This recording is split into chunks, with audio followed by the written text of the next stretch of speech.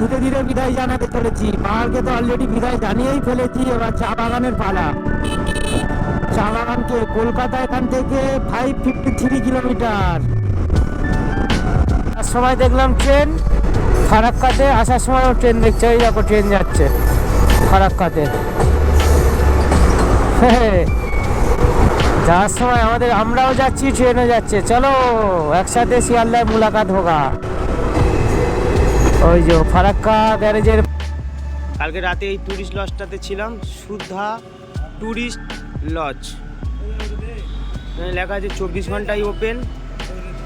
এই লজটাতে ছিলাম, সেই ওপরের ওই রুমটাতে।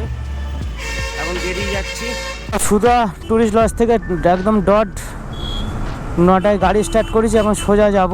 এখান থেকে বাগডোগরার ডিস্টেন্স দেখাচ্ছে 12 কিলোমিটার, কলকাতার ডিস্টেন্স দেখাচ্ছে 578।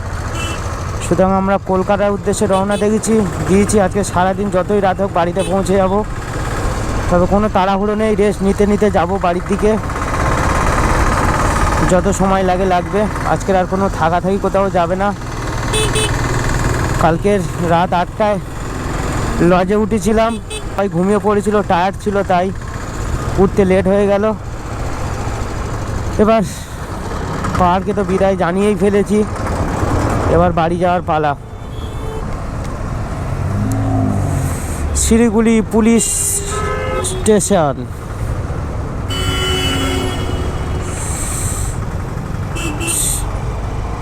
সামনে একটা নদী আছে, এই নদী ক্রস করছে এখন। কি নদী, মহানন্দা না কি বুঝতে পারছি না।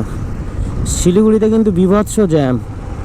কালকে রাতে যখন আসি তখনও প্রচুর জ্যাম ছিল, মানে 12 কিলোমিটার আসতে প্রায় 2 ঘন্টার ওপর লেগে গেছে। আবার হোটেল খুঁজতে খুঁজতে রাত 8টা, অনেকটাই সময় লেগে গেছে। জ্যাম হবেই না কেন, মানে এখান থেকে তো যত পূর্ব ভারতে যাতায়াতের বাই রোড এই শিলিগুড়ি দিয়েই যাতায়াত হয়। এই বাগডোগরার হলো এয়ারপোর্ট মোড় ছেড়ে চলে যাচ্ছে, তাহলে বাগডোগরা ক্রস করছি। আসার সময় বাগডোগরা হয়ে মিরিক হয়ে দার্জিলিংয়ে গেছিলাম। এই বাগডোগরাতে একটা এয়ারপোর্ট আছে। কলকাতা থেকে যারা বাই ফ্লাইটে দার্জিলিংয়ে আসবে তাদের এই বাগডোগরা এয়ারপোর্টে নেমে এখান থেকে প্রচুর গাড়ির অপশান আছে দার্জিলিং, সিকিম ফিকিম যাওয়ার জন্য। লাইফের ফার্স্ট টাইম এত বড় রাইড করলাম, অনেক কিছু ভুল থেকে শিক্ষা নিলাম, কিভাবে কি গাড়ি চালাতে হয় না হয়। পাহাড়ের এই অভিজ্ঞতা চিরজীবন মাথায় থেকে যাবে। এই কলকাতার দিকে নিয়ে নিলাম, কলকাতা বাগডোগরা এয়ারপোর্ট। কলকাতার দিকে নিয়ে নিলাম। চলো শিলিগুড়ির পাশে এই বাগডোগরা ছেড়ে যখন বাড়ির দিকে যাচ্ছি, টোটালি চা বাগান, লাইন ধরে চা বাগান। দেখে একটু দাঁড়িয়ে গেলাম, কারণ আর তো চা বাগান দেখতে পাবো না, তাই একটু চা পাতা একটু ছবি তুলবো বলে দাঁড়ালাম। দেখো মাঠ কি মাঠ, শুধু চা বাগান আর চা বাগান। মাঠ কি মাঠ, শুধু চা বাগান।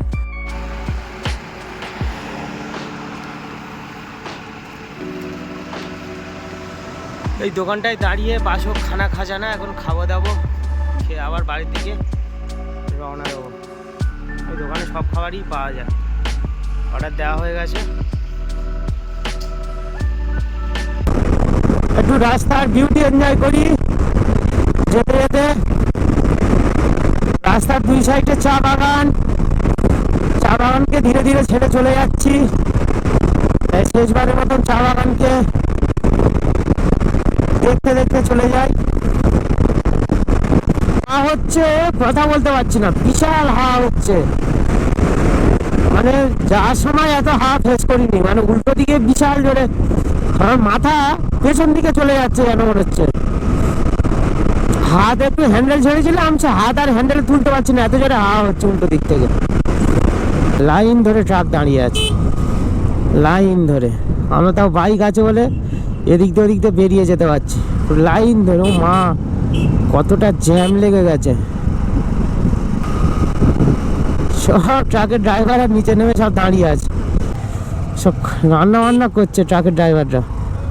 আমাদের বাইক আছে বলে এদিক দিয়ে বেরিয়ে যেতে পারছি। করলে বাবা কতটা জ্যাম লেগে আছে রে। এস বাবা,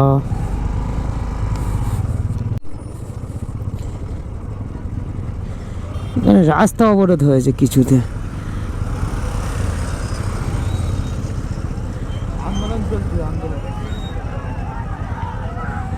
এ বাবা, অ্যাক্সিডেন্ট হয়েছে এখানে, অ্যাক্সিডেন্ট হয়েছে। সবাই অ্যাক্সিডেন্ট হয়েছে রে এখানে। চলে বেরিয়ে বেরিয়ে। ওরা কোথায়? অ্যাক্সিডেন্ট হয়েছে, লাইন ধরে ট্রাক। ইস, সবাই সাবধানে গাড়ি চালাও। সাথে সাথে ট্রেন চলেছে, যাওয়ার সময়ও ট্রেন দেখলাম, আসার সময়ও ট্রেন দেখলাম। সেই আমাদের পাশ দিয়ে ট্রেন চলেছে। ও কি লাগছে, আমরাও যাচ্ছি, ট্রেনও যাচ্ছে। ট্রেন তো হুড় শব্দে বেরিয়ে যাচ্ছে আমাদের ছেড়ে। ও 100-র উপরে স্পিডে গাড়ি চালিয়ে যাচ্ছে, আর আমরা রাস্তা খারাপ বলে 40, 45, 50 স্পিডে গাড়ি চালাচ্ছি। রাস্তার মাঝখানে কি সুন্দর সুন্দর হলুদ হলুদ ফুল গাছ ফুটে আছে। আর এই সাইডে আখ গাছ চাষ করেছে, আখ চাষ করেছে।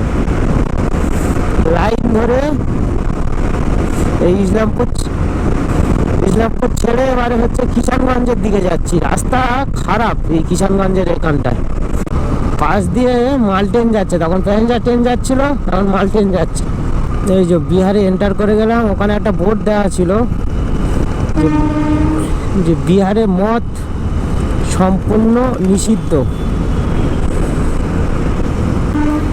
এখান থেকে পূর্ণিয়া হচ্ছে 65 কিলোমিটার। পূর্ণিয়া বিহারের একটা শহর। আমি এখন বিহারের মধ্যে দিয়ে গাড়ি চালাচ্ছি, মানে ভাবতে পারছি না কোথা থেকে কোথায় চলে এসেছি। যে এই 125 সিসির বাইক নিয়ে দার্জিলিং ঘুরবো, সেটাও ভাবতে পারিনি। মানে কি বলবো, মানে দার্জিলিং যে ঘুরে এসেছি সেটাও মানে বিশ্বাস করতে পারছি না নিজেকে। বাইক নিয়ে সামনে ডালখোলা থেকে বিহারে কিছুক্ষণ গাড়ি চালালে বিহার থেকে আবার বেরিয়ে যাব। এখন কিষানগঞ্জের মধ্যে দিয়ে যাচ্ছে, এই যে কিষানগঞ্জ বিহার, হিন্দিতে লেখা আছে যদিও। পাশে বিহারের কিষানগঞ্জ রেলওয়ে স্টেশন। এখন এই কিষানগঞ্জ রেলওয়ে স্টেশনের পাশ দিয়ে যাচ্ছি। আর ডালখোলা মনে হচ্ছে ওই 15-20 কিলোমিটার দূরত্ব কিষানগঞ্জ থেকে, ঠিক বুঝতে পারছি না, ওই রকমই সম্ভবত হবে। এই কিষানগঞ্জের পরে রাস্তা খুবই খারাপ। এই খারাপ রাস্তাটুকু কখন পেরোবো তাই ভাবছি। রাস্তায় কত ধুলো উঠছে দেখো, আসার দিনে ওই খারাপ রাস্তাটা দিয়ে এসছে। ওই খারাপ রাস্তাটা এতটাই খারাপ কি বলবো। এপারে রাস্তাটা দেখো কত সুন্দর, বাইকে করে সাইকেলটা নিয়ে যাচ্ছে দেখো কিভাবে, দেখেছো? এই দেখো, আজকের দিনে হলো এটা সেকেন্ড টোল প্লাজা, এটা হলো সূর্যপুর টোল প্লাজা। এবার পরেই ডালখোলা পড়বে। ডালখোলা বাইপাস নিয়ে নেবো, সোজা শিলিগুড়ি পূর্ণিয়ায় সোজা চলে যাচ্ছে। আমরা বাঁদিক নিয়ে নিলাম, বাঁদিক দিয়ে এবারে ডালখোলা বাইপাস নেব। এপারে রাস্তাটা শিলিগুড়ি দিয়ে ডালখোলা রাস্তাটা খুব ভালো ছিল, কিন্তু ডালখোলা দিয়ে শিলিগুড়ি যাওয়ার রাস্তাটা খুবই বাজে ছিল। পূর্ণিয়া শিলিগুড়ি রোড, রায়গঞ্জ পূর্ণিয়া সোজা, রায়গঞ্জ লেফট সাইড। এই লেফট সাইড নিয়ে নিলাম, ডালখোলা বাইপাস। এই ডালখোলা বাইপাস নিয়ে নিলাম, সোজা এই ডালখোলা বাইপাস আর ছাড়বো না, সোজা যাবো এবারে। Raiganj 47 kilometre, Malda 123 kilometre.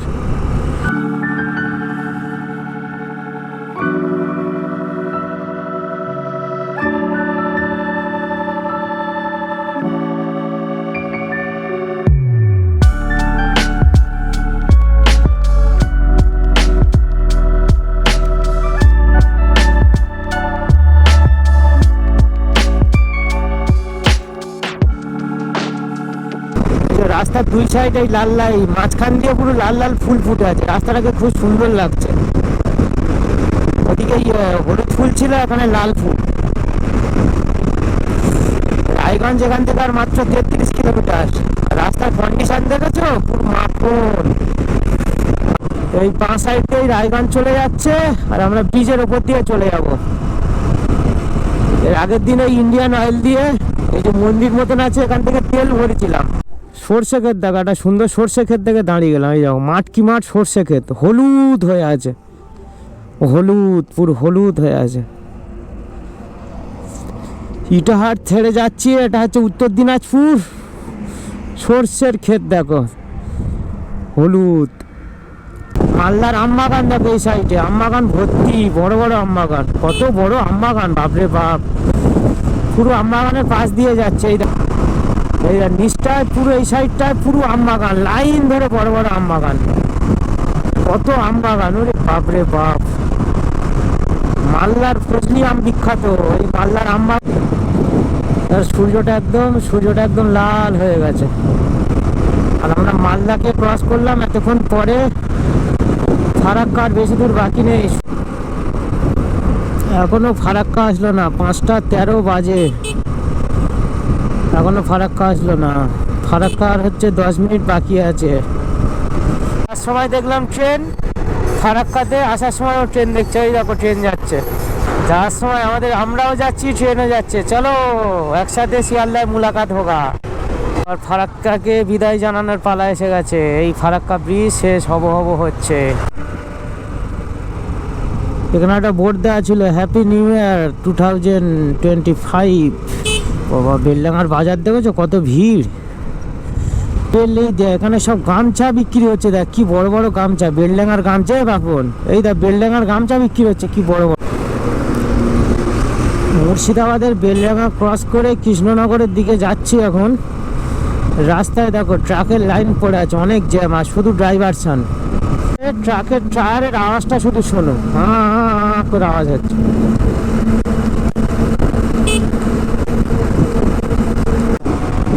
রানাঘাটের ডিস্টেন্স আছে কত কিলোমিটার হবে, ওই 14-15 কিলোমিটার হবে রানাঘাট।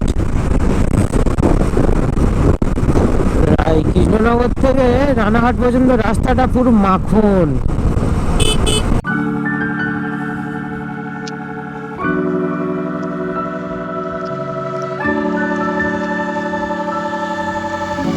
বারোটা 40 বাজে, এখনো বারাসাত পাল্টাম নাই। বারাসাত আর আগের মুখটাতেই এত জ্যাম ভাই। যারা ঘুরে বেড়ায় বাইকে করে কতটা কষ্ট এবার দেখে বুঝতে পারছো। কলকাতাকে কত সুন্দর সাজিয়ে রেখেছে বাবুইহাটি ঢোকার ঠিক আগে। নতুন বছরের সেলিব্রেশন হচ্ছে এখানে, আর আমরা আমাদের কিছু কিছু স্বপ্ন, ছোটোখাটো স্বপ্ন পূরণ করে বেড়াচ্ছি। এই কলকাতায় চলে এসেছি, পাহাড় ছেড়ে কলকাতায় চলে এসেছি। কত সুন্দর সব সাজিয়ে রেখেছে। এই সেই ফোর্ট ফেস ক্লক, লেক টাউনের ফোর্ট ফেস ক্লক, কত সুন্দর লাগছে রাতে। কালারটা দেখো কত সুন্দর। ফোর্ট ফেস ক্লক ছেড়ে আবার এগিয়ে গেলাম। এই বেলেঘাটা কানেক্টারে চলে এসেছি। 15 ঘন্টা জার্নি করে বাড়ির কাছাকাছি চলে এসেছি। আর 2-3 মিনিট লাগবে হয়তো। আর অভিজ্ঞতাগুলো তোমাদের সাথে শেয়ার করলাম। আবার কোনো সময় কোনো এক ভিডিওতে দেখা হবে তোমাদের সাথে। Okay bye, tata, good night.